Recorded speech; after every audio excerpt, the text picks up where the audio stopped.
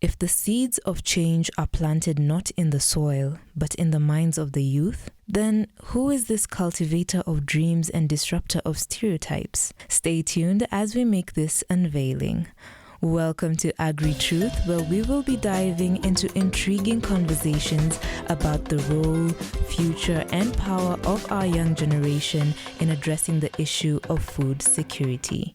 Welcome to episode 2, Young Farmers Unveiled. I am your host Hazel Nyukabi, and now for the moment we have all been waiting for.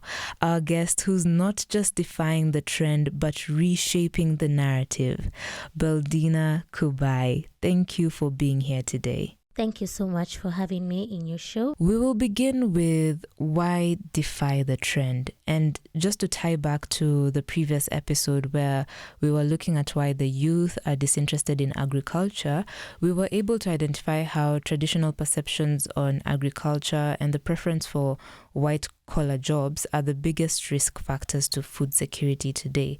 So why defy the trend and change the belief that agriculture is not worth it? Like, what motivated you to go against the common perception of agriculture or just farming as a young person yourself? What motivated me to agriculture? I will go back in time in 2020 during COVID. At that time, classes were online. Where I was working, our contract was terminated. And so I was at home. Everyone was at home. And at that time, I remember my parents really wanted to invest in real estate. But due to, uncertainty of when this COVID would, come to an end, they weren't ready to invest in a project, not knowing how our future would be like. So at that time, they just decided the lands that they had purchased, that they should try this thing called agriculture. It was something very new. I also didn't like it at first,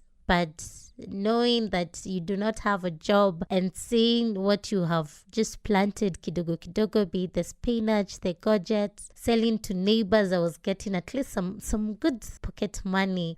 Could you highlight some of the agricultural activities you are currently involved in? As I've said earlier on, this project we started as a family, the Kubai's family. We are now supplying food to 2 schools, and also because my mom is also a teacher and she has recently opened her school, which will start in January. We hope to also supply in her school. Personally, what I am farming is courgettes, carrots, cucumbers, ho-hos. I have started with watermelons, which are really, really doing amazing, and oranges. How would you describe the experiences you've had in this journey, and what are some of the challenges you have faced?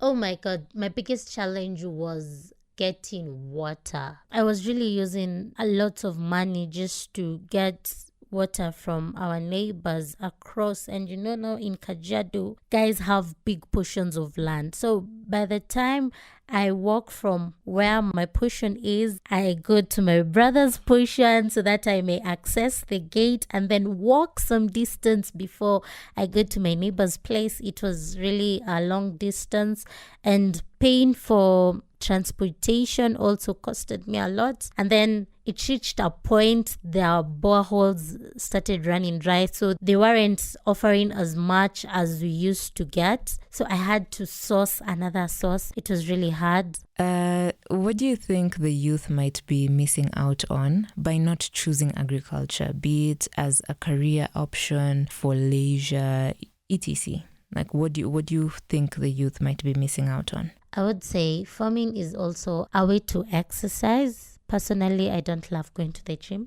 but through farming, I've been able to lose lots of weight and to maintain my fitness. So farming really helps one to keep fit. I can also say it helps one to consume a healthy diet, because you feel very proud of yourself when you cook vegetables coming from your own farm. And even money. Oh my God, agriculture has lots of money. If only they knew where to tap. You don't really have to say that you're targeting the government as your customers. You can target so many people because everyone needs food to survive.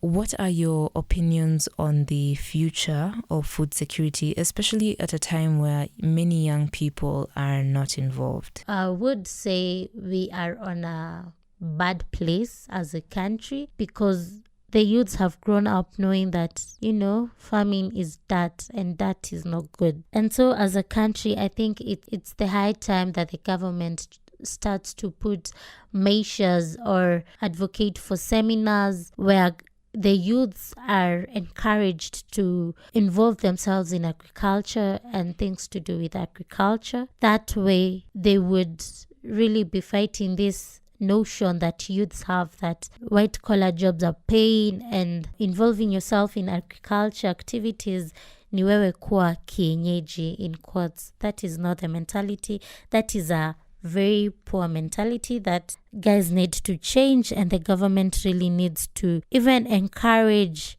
the young youths who are joining campus, give them units and courses that are related to agriculture, encourage them. Those who are doing Form 4s, make sure that a good percentage of them are taking agricultural courses. That way we shall be able to save our nation come 20-30 years to come, because we are in a hot mess and it is very alarming. Yes.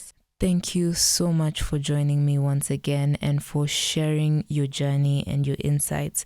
So today we were looking at the journey of young people involved in agriculture and farming. And in our next episode, we will be looking at the power play of government in engaging this issue of food security.